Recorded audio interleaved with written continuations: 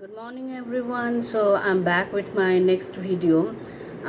In my last video I talked about depression and how can we actually avoid depression. Today I'll talk about the diagnostic aspects of depression. Okay, so generally I'm not a clinical psychologist, but what I have actually read, what I feel about depression, and a lot of research I have done on depression, dealing with because I have to deal with my students. I am a mentor. So first very important symptom is a depressed mood.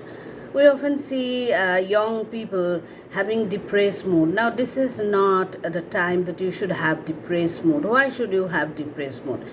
You should be positive because you have a lot of energy now and you can turn everything in your own way. Next is loss of interest or pleasure in all activities. So generally when there is depression coming into our life, we find that there is a loss of interest in all activities. Whatever you do, whatever you actually perform, or any kind of activity that you are indulged in, you seem to lose the interest.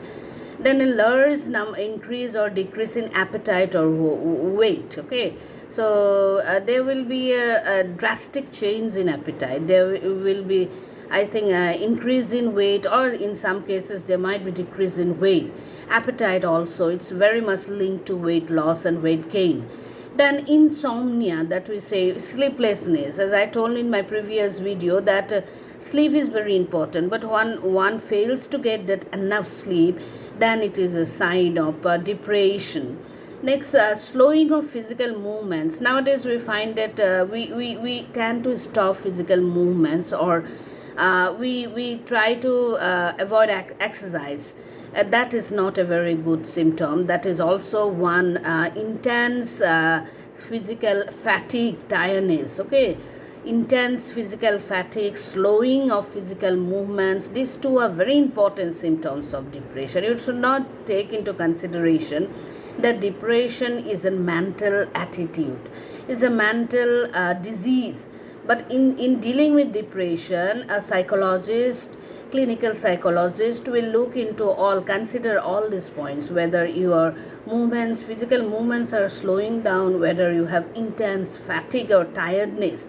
Then excessive feeling of guilt. There is, for a depressed person, he or she is always in a state of excessive guilt. What wrong I have done, if I have hurt people. That is also not a very good symptom. So excessive of anything is bad, I'll tell, but excessive symptoms of guilt or worthlessness. Sometimes a depressed person will think that, oh, I'm not worthy to live, I'm not worthy for anything. That is not a good symptom. It is one symptom of early depression. Okay, difficult concentration, difficulty in concentration or making decision. When you are depressed, you cannot make decision. You need friends, you need advisor, you need all the people around you to actually act. That is not a good symptom. It's and you fail to concentrate on one or the other thing.